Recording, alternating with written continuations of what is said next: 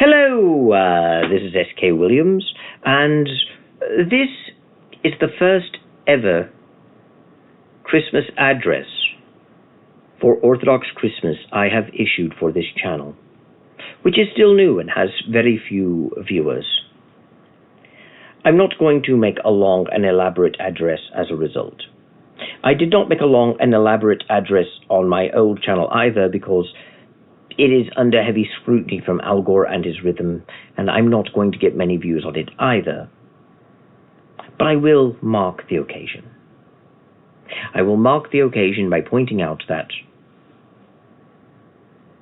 many Eastern Orthodox celebrate Christmas according to the Julian calendar, and as such, today is Christmas.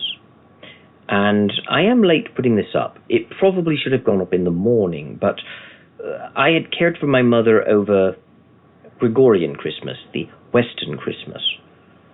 She had taken ill, and I didn't have time to make this video after caring for her and having to take care of other things after I was done caring for her and running around and preparing a Christmas party, because this year I'm not simply marking the Julian calendar Christmas. We actually celebrated Christmas with my mother, who has now recovered from her flu. For the most part, she's still a little weak, but mostly recovered. And she had feared this year that she had ruined our Christmas, being sick over it. We assured her this was not so.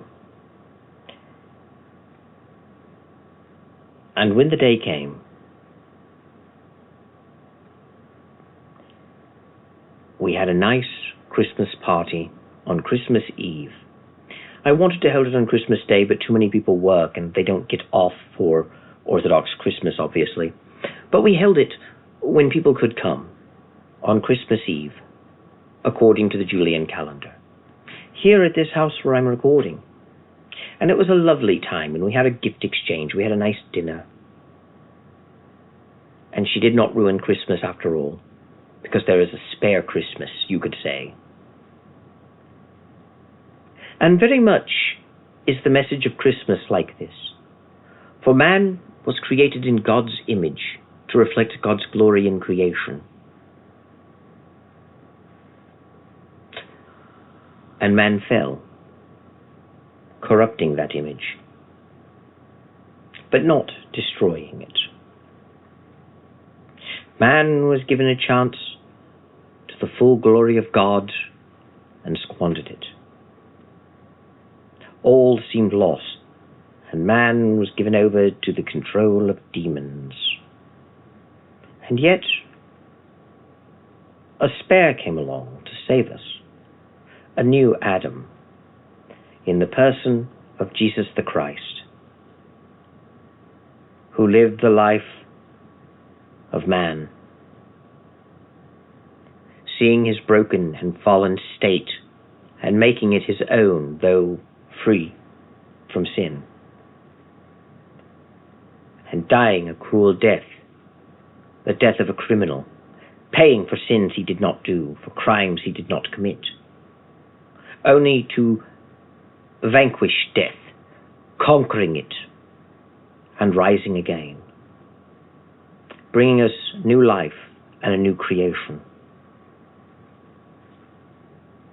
Just as my mother feared ruining Christmas because she was sick over it, and I myself spent my Christmas at her house, tending her, but not really celebrating. I did mark the occasion with prayer and meditations and readings, but there was no celebration, other than going out with my lady love to a Christmas dinner of sorts at a Chinese restaurant that remained open.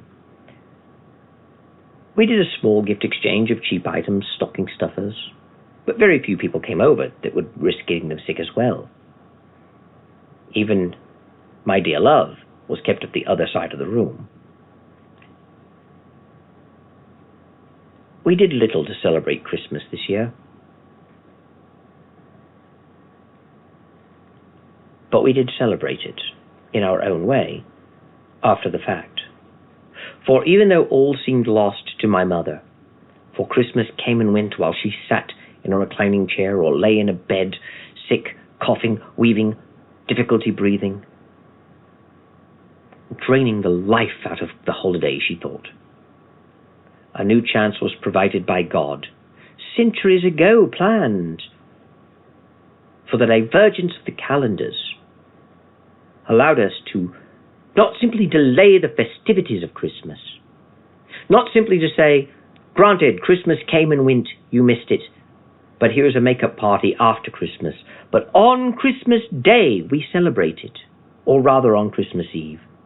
And tonight on Christmas Day, I'm going to buy us a nice dinner at a restaurant and bring to her house as I go stay with her and then load these videos. She did not miss Christmas. She just had to take the spare. Just as Jesus Christ is our spare Adam. And for those who think this may sound demeaning, as if the original Adam was the good Adam, but he broke and we had to use the spare, which wasn't as good. That is why the story of the wedding of Canaan is so important. For they ran out of wine, and Mary asked Jesus, her son, to produce more wine, and told the servant to listen to him. And he went and told them to pour barrels of water into jars, to earthen jars. And they did so. And when they poured the water from those jars for the guests to drink, it was not water but wine. And what's more, the guests, knowing not that it had been water mere moments before, praised it, saying that most served the good wine first, and when all had drunken their fill, served cheaper or inferior wine. But you are different, for you saved the best wine for last. They ran out of wine at the wedding, and they needed replenishment of it, spare wine, if you will. And Jesus started with water and produced wine, but not just wine, wine that excelled, wine better than the first wine they had drunk. It may be so that Jesus the Christ entered our world to give us the chance to reconcile with God. It may be that our first chance was squandered. It may be that through Adam was broken and he was the original, and Christ is the new, the spare, the replacement.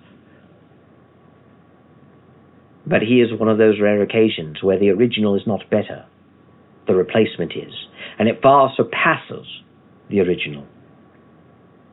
And on that note, I think we should reflect upon this Christmas and realize that even if we miss opportunities, new ones come along later and sometimes are better than the previous.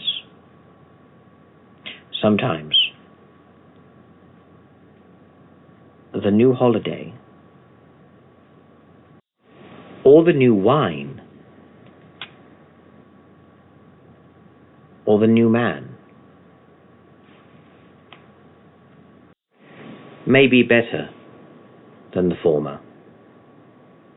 And sometimes, just because it seems we have lost all, does not mean we have truly lost. And sometimes, we have saved the best for last. Perseverance, and a dedication, and a trust that there will be a solution. That is indeed a theme brought to us by Christmas. I haven't much else to say, so I shall take my leave of you now. Thank you, God bless, and goodbye.